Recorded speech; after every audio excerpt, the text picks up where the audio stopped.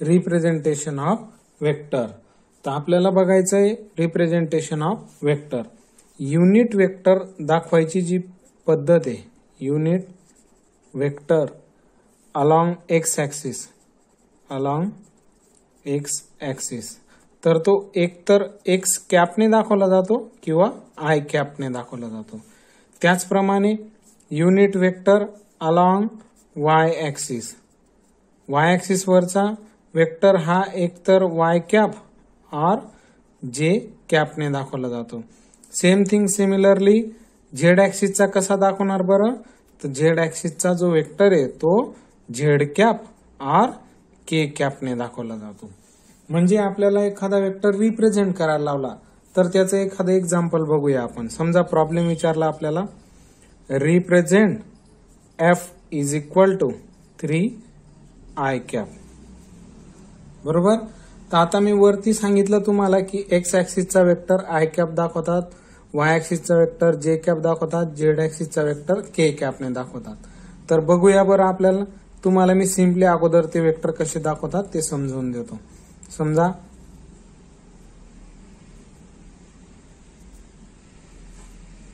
हा x axis, हा Y axis आणि हा झेड ऍक्सिस. एक्स ऍक्सिस वरती जो वेक्टर दाखवला जातो त्याला म्हणतात आय कॅप. वाय ऍक्सिस वर जो वेक्टर दाखवला जातो त्याला म्हणतात जे कॅप. आणि झेड ऍक्सिस वरती जो वेक्टर दाखवला जातो त्याला म्हणतात के कॅप. बरोबर. असं याचं रिप्रेझेंटेशन असतं.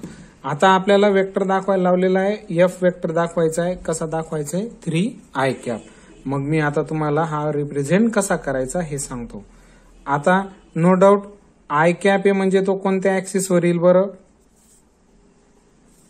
एक्स ऍक्सिस वरती. बरोबर. हा वाय आणि हा झेड. मग किती आय कॅप दाखवायचे आपल्याला, 3 आय कॅप दाखवायचे. हा 1 आय कॅप, हा 2 आय कॅप, हा 3 आय कॅप. म्हणजे इथून इथपर्यंत हा जो वेक्टर दाखवला हा एफ इज इक्वल टू किती दाखवला, 3 आय कॅप दाखवला. इज इट क्लिअर, समजलं सर्वांना. दुसरा अजून एखादा एक्झाम्पल बघू आपण. Represent S equal to 2 J cap. बरोबर. हा वेक्टर आपल्याला रिप्रेझेंट करायचा आहे. तर बघा बरं, जे कॅप म्हटल्यावरती तो कोणत्या ऍक्सिस वरती येणार आहे बरं, तर तो वाय ऍक्सिस वरती येणार आहे. बरोबर. हा इकडे एक्स ऍक्सिस, हा झेड ऍक्सिस आणि हा वाय ऍक्सिस. आता 2 जे कॅप आहे. आता वाय ऍक्सिसला जो असतो त्याला जे कॅप म्हणतात. मग आता इथं 1 जे कॅप आणि 2 जे कॅप. म्हणजे हा जो वेक्टर असा दाखवला गेला, vector along Y axis S equal to 2 J cap. Is it clear, समजतंय सर्वांना. त्याच पद्धतीने मी तिसरं एक्झाम्पल तुम्हाला सांगतो. रिप्रेझेंट समजा एखादी quantity acceleration A equal to 4 K cap. बरोबर. हे एक्झाम्पल तुम्हाला दाखवतो. वेक्टर अनालिसिस मध्ये तुम्हाला हे रिप्रेझेंट कसं करायचंय. आता हा के ऍक्सिस वरती के कॅप आहे म्हणजे कोणत्या ऍक्सिस वरती येईल बरं, झेड ऍक्सिस वरती. हा एक्स ऍक्सिस, हा वाय ऍक्सिस. आता किती के कॅप दाखवायचे आपल्याला, तर 4 के कॅप. 1 कॅप, 2 के कॅप, 3 के कॅप आणि 4 के कॅप. मग आता हा इथून इथं ओरिजिन पासून जो वेक्टर दाखवला गेला हा 4 कॅप पर्यंत हा A equal to 4 K cap. तर वेगवेगळ्या ऍक्सिस वरती म्हणजे vector along X axis it is known as X cap और I cap. Vector along Y axis it is known as Y cap और J cap. And vector along Z axis Z cap और K cap. मग आता त्याची ही some examples आहेत. जर vector notation तुमचं i cap मध्ये असेल तर तो वेक्टर तुमचा एक्स ऍक्सिस वरती येईल. जर वेक्टर तुमचं जे कॅप मध्ये असेल तर वेक्टर तुमचा तो वाय ऍक्सिस वरती येईल. जर वेक्टर नोटेशन तुमचं के कॅप मध्ये असेल तर तो वेक्टर तुमचा झेड ऍक्सिस वरती येईल. अशा पद्धतीने वेक्टर अनालिसिस हे रिप्रेझेंट केलं जातं ऍक्सियल पोझिशन वरती. तर विद्यार्थी मित्रांनो, रिप्रेझेंटेशनचं अजून आपण पुढचं एक्झाम्पल बघूया. तुम्हाला एक एक्झाम्पल दिलेलं आहे F equal to 2i plus 3j cap. आता हा हा वेक्टर आपल्याला ऍक्सियल पोझिशन मध्ये दाखवायचा आहे. तर बघा बरं, आपल्याला तो ऍक्सियल पोझिशन मध्ये दाखवायचा आहे.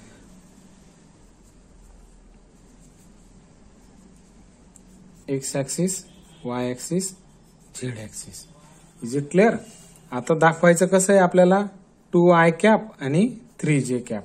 मग याचं ओरिजिन हा O. वेक्टर दाखवत असताना आय कॅप हा कोणत्या ऍक्सिस वरती येतो? एक्स ऍक्सिस वरती. एक्स ऍक्सिस वर किती कॅप दाखवायचे? 2 कॅप. तर समजा हा एकूण इथं 1 कॅप आणि हा 2 कॅप, हा झाला 2i. आणि 3j दाखवायचा म्हणजे कोणत्या ऍक्सिस वरती आला? 1, 2, 3 के कॅप. याच्या सिमिलर इकडं हा पॉइंट ओढला,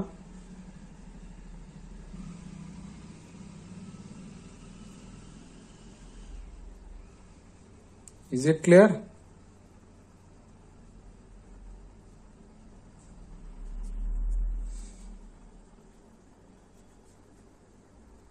हा जो वेक्टर आला, हा वेक्टर आला तुमचा F equal to 2i plus 3j. बरोबर? समजलं नसेल तर अजून एक एक्झाम्पल सांगतो. बघा, represent S is equal to 3j plus 2k. हा आपल्याला वेक्टर दाखवायचा आहे रिप्रेझेंट करण्यासाठी. बघूया बरं.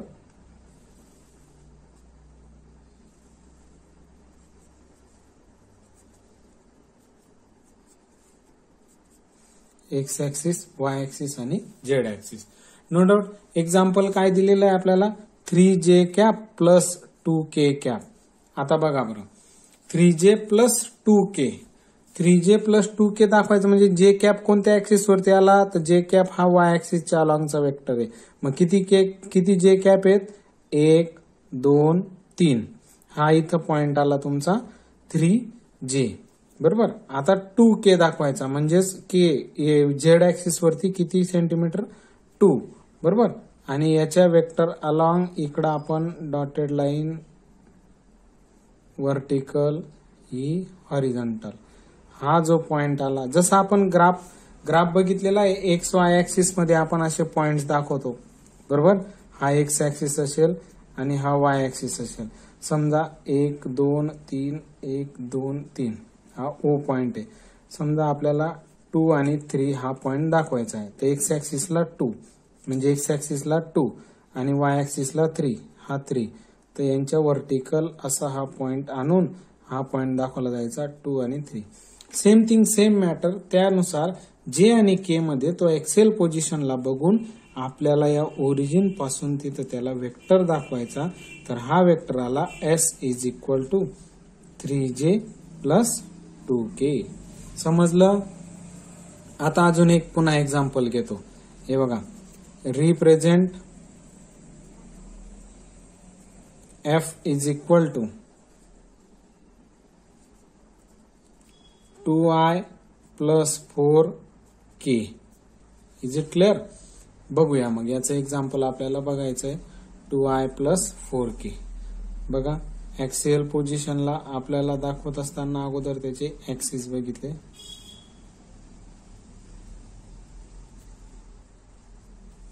हा एक्स ऍक्सिस, हा वाय ऍक्सिस, हा झेड ऍक्सिस. 2i हा कोणत्या ऍक्सिसला अलॉंग आहे? एक्स ऍक्सिसला, म्हणजे 2i 1 आणि 2. बरोबर? 4k तर कोणत्या ऍक्सिस वरील? हा झेड ऍक्सिस वरती 1, 2, 3, 4. याला इथं एक वर्टिकल आणि एक हॉरिझॉन्टल लाईन टाकायची.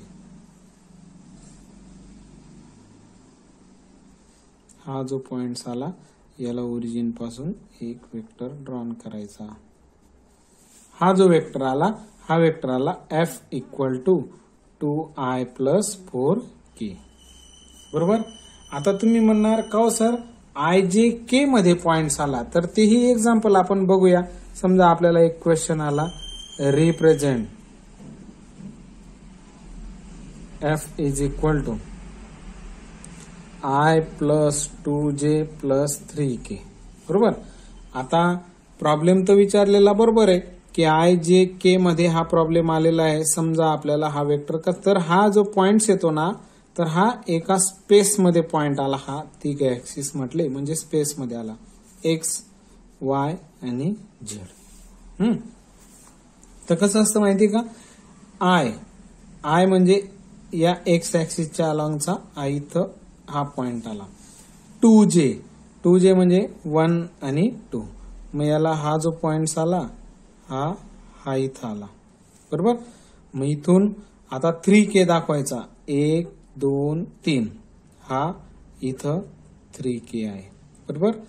मग आता तुम्ही म्हणणार की इथं पॉइंट कसा दाखवणार, तर काय असतं माहिती का, हा या दोन XY प्लेनला जिथं जॉईन झालेला हा पॉइंट आहे ना, हा इकडं आय आणि हा इकडं 2J. तर इथून हा व्हर्टिकल 3 के मध्ये जायचा 1 2 आणि 3. तर हा जिथं गेला ना, हा स्पेस मधला जो पॉइंट आहे ना, हा इथून असा वेक्टर ड्रॉन करायचा. हा जो स्पेस मध्ये पॉइंट आला हा F equal to I plus 2J plus 3K. तर हे 3 ऍक्सिस मधलं असं रिप्रेझेंटेशन असतं. हा पॉइंट ऍक्च्युली स्पेस मध्ये आला. समजलं सर्वांना. बरोबर. हा YZ प्लेन मध्ये नाही येतो, तो स्पेस मध्ये पॉइंट आहे. F equal to I plus 2J plus 3K असं नेमकं याचं नोटेशन असतं. Is it clear. समजलं मग सर्वांना रिप्रेझेंटेशन. ओके.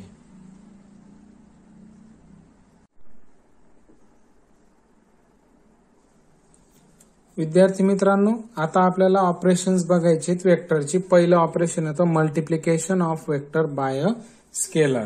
यामध्ये काय असतं माहिती का, a vector multiplied by a scalar K gives another vector B is equal to K A vector. म्हणजे आता समजा आता एखादा वेक्टर आहे, वेक्टर ए हा एखाद्या स्केलर के ने मल्टिप्लाय करायचंय, तर त्याचं जे मल्टिप्लिकेशन आलं B is equal to K A vector. बरोबर. याला स्केलर मल्टिप्लिकेशन असे म्हणतात. याच्यात मी डॉट आणि क्रॉस का केला नाही तर याचं उत्तर तुम्हाला पुढे देईल. मल्टिप्लिकेशन जे स्केलरचं ते सिम्पली के ए असं लिहिलं जातं. म्हणजे a vector A multiplied by scalar K, a vector A multiplied by scalar K gives another vector B is equal to K into A vector. Vector B a vector having same direction as that of A vector. म्हणजे A ची जी direction असेल ती scalar multiplication करून vector B ची direction असेल आणि vector बी हा के टाइम्स ए वेक्टर असेल.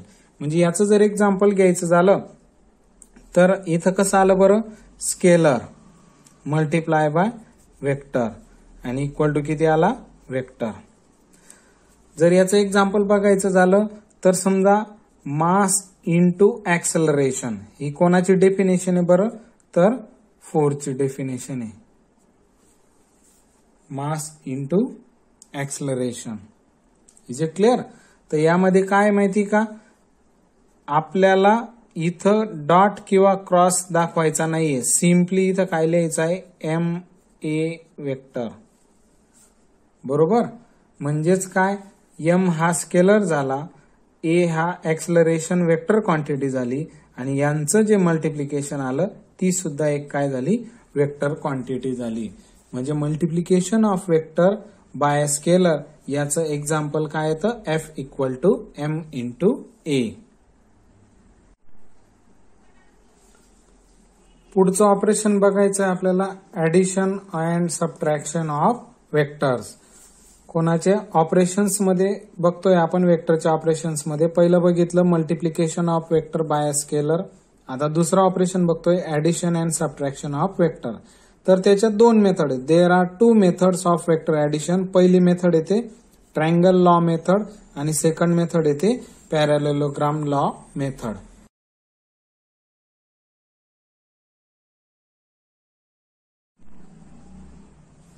तर विद्यार्थी मित्रांनो, addition and subtraction of vector मध्ये पहिला लॉ आपल्याला बघायचा आहे. त्याचं स्टेटमेंट काय आहे, if two vectors describing same physical quantity are represented in magnitude and direction by the two sides of triangle. Taken in order, their resultant is represented in the magnitude and direction by the third side of triangle drawn in opposite sense. Means what? समजा बघा बरं, एखादी अशी body आहे, या बॉडीवरती दोन force apply केले, हा एक इकडं आणि दुसरा असा.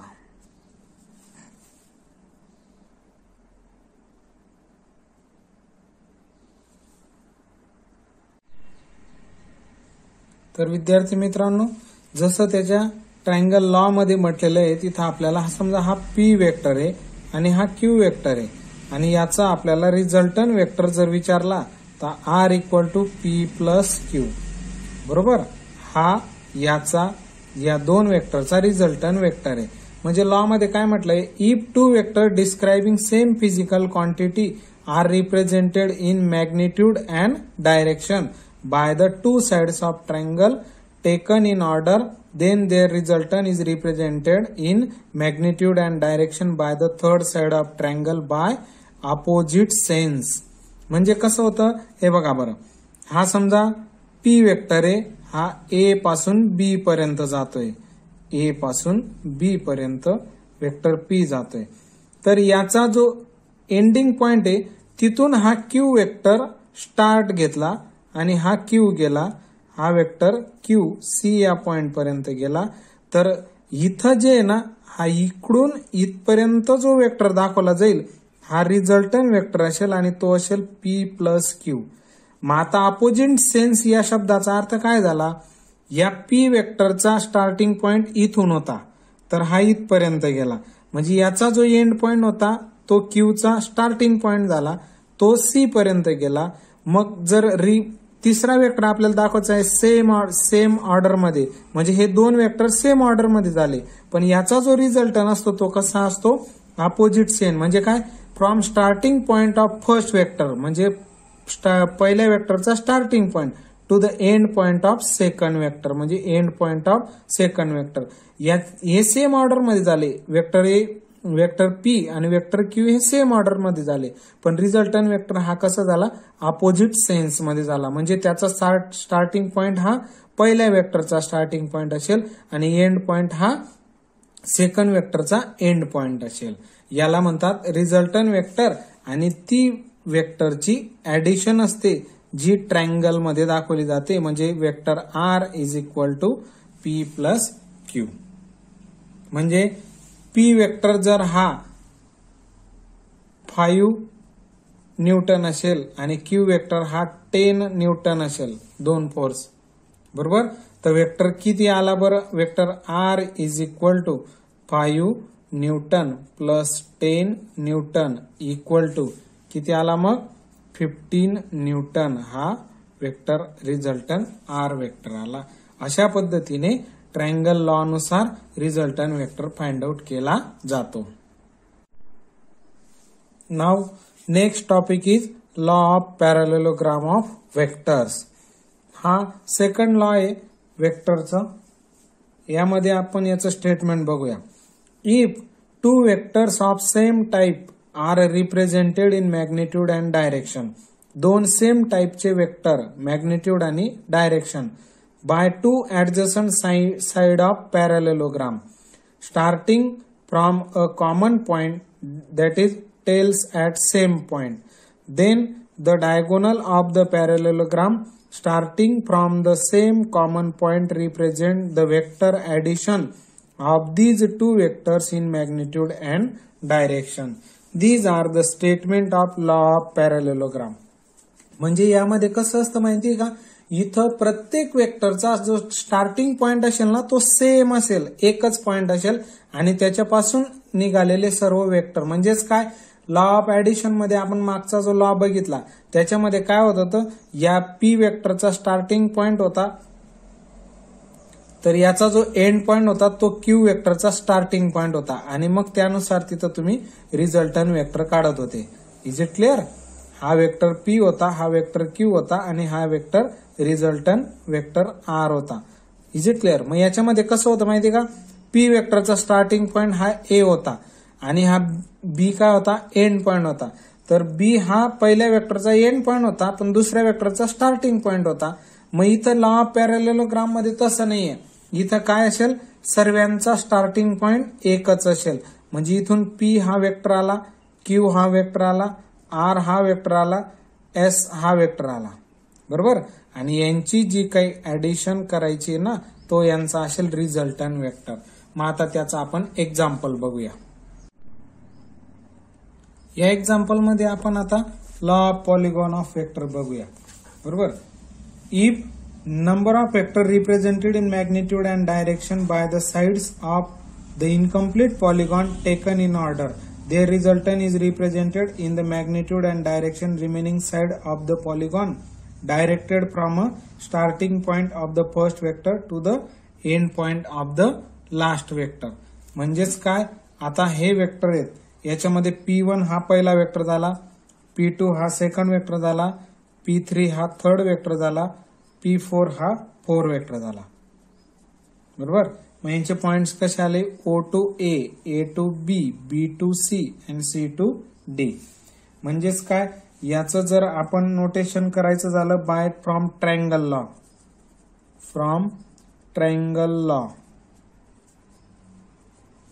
बरोबर? ट्रायंगल लॉ नुसार पहिला जो ट्रायंगल आला फ्रॉम ट्रायंगल OAB, याच्यामध्ये रिझल्टंट कोण येईल बरं, OB वेक्टर येईल. OAB याच्यामध्ये OB हा रिझल्टंट वेक्टर झाला. मग OB ची व्हॅल्यू काय आली बरं, OA plus AB, OA plus AB. हा बघा, OA प्लस AB म्हणजेच OA कोण आहे, P1 प्लस P2. बरोबर? हा OB वेक्टर झाला. तसं पुढचा ट्रायंगल जर बघितला तर OBC फ्रॉम ट्रायंगल OBC. आता तुम्हाला माहितीये OBC चा रिझल्टंट वेक्टर कोण येईल बरं, OC. मग OC इज इक्वल टू काय बनेल त्याचं, OB plus BC, triangle law of addition. म्हणजेच OB ची व्हॅल्यू आपल्याजवळ आहे, OB किती आहे, P1 प्लस P2 म्हणजे किती आला, P1 plus P2 plus P3. Is it clear? त्याचनुसार आता आपल्याला पुढचा ट्रायंगल बघायचा आहे फ्रॉम ट्रायंगल OCD. याच्यामध्ये रिझल्टंट वेक्टर कोण आला बरं, OD. आणि OD या ट्रायंगल नुसार OC प्लस CD. आता OC ची व्हॅल्यू किती आहे बरं, P1 plus P2 plus P3, P1 plus P2 plus P3 आणि CD किती आला तुमचा, P4 प्लस P4. म्हणजेच काय, यावरनं आपण सांगू शकतो की resultant vector R equal to किती आला, P1 plus P2 plus P3 plus P4 हा आपला रिझल्टंट वेक्टर आला. म्हणजे एका सेम पॉइंट पासून निघणारे जे वेक्टर आहेत OA, OB, OC, OD याच्यावरती ट्रायंगल लॉ अप्लाय करून आपण रिझल्टंट वेक्टर फाइंड आउट करू शकतो. Is it clear? कोणाला काही अडचण? पुढचा तिसरा टॉपिक आपल्याला बघायचा आहे सबस्ट्रॅक्शन ऑफ वेक्टर्स. सबस्ट्रॅक्शन मध्ये काय होतं माहिती का, सबस्ट्रॅक्शन ही वेक्टरची ऍडिशन असते, लाईक ऍडिशन ऑफ वेक्टर्स. बरोबर? ती आपल्याला सबस्ट्रॅक्शन जर दाखवायची असेल तर ही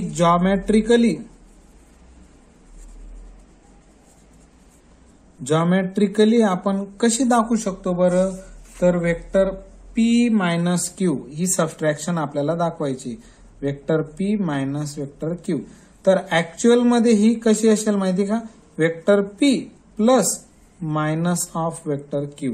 म्हणजेच काय, एका वेक्टरची डायरेक्शन चेंज होऊन ही ऍडिशन केली जाते, याला सबस्ट्रॅक्शन असे म्हणतात. We have to add the negative of the vector subtracted to the first vector. Is it clear? Subtraction मध्ये काही अडचण कोणाला नाही.